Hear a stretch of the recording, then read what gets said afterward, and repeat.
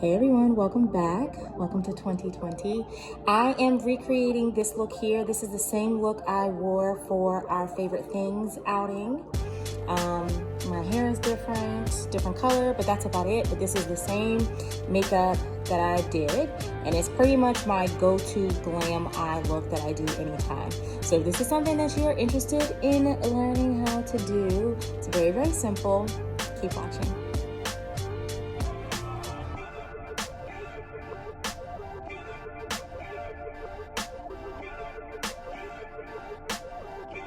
The first thing I'm going to do is I am going to work on my crease and my transition shade area.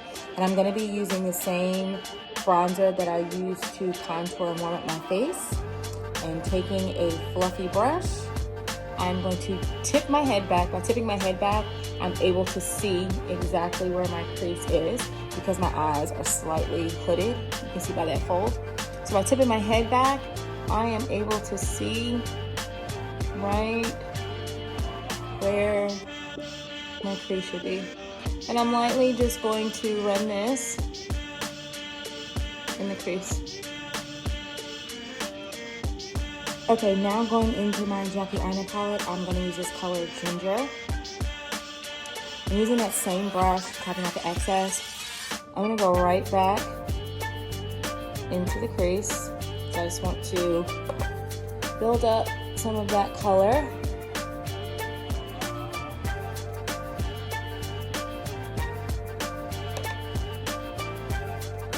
Okay, going into a more tapered brush, I'm going to pick up from the same palette this color here. This is Credit. Nice chocolate brown.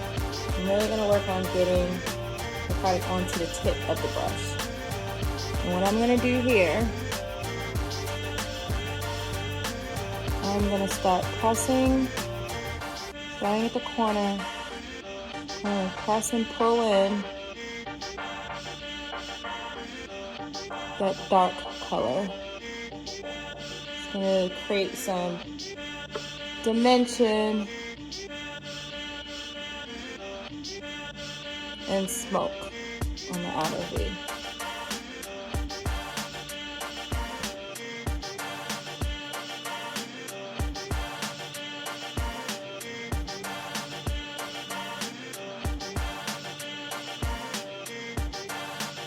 I'm going to go back in with my other brush and kind of just pulling everything towards the center. I'm not going back and forth. When I press down, I pull it in, pick it up, pull. Using a flat shader brush, I'm going to go back into the palette and I am going to pick up the color Soleil. I'm going to press, kind of like press and pull. I want to pack this color on, and I am going to press the color down, and we are running it into that chocolate brown that we used, but not going all the way.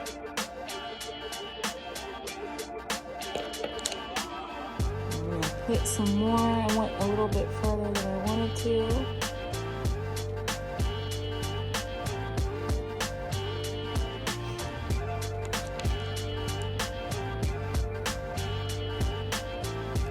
Gonna form that crease. I have not picked up any extra product.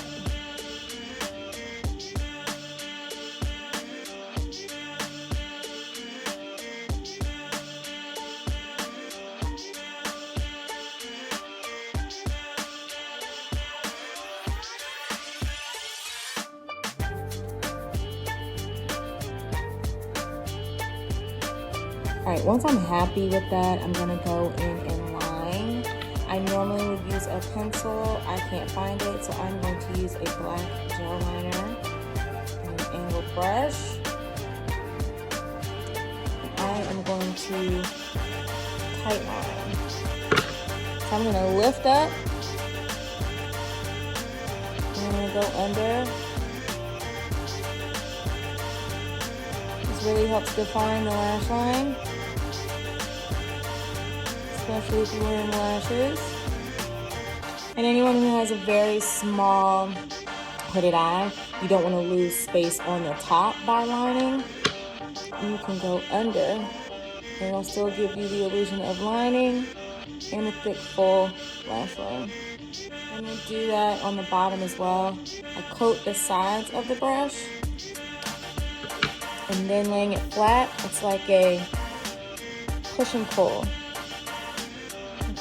Tap and pull. I don't necessarily swipe it. Tap and pull. It doesn't matter if it's a little messy because I'm going to smudge out my lower lash line.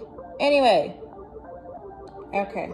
Going back in with the gel liner, I'm literally, when I say just wiggling it at the lash line,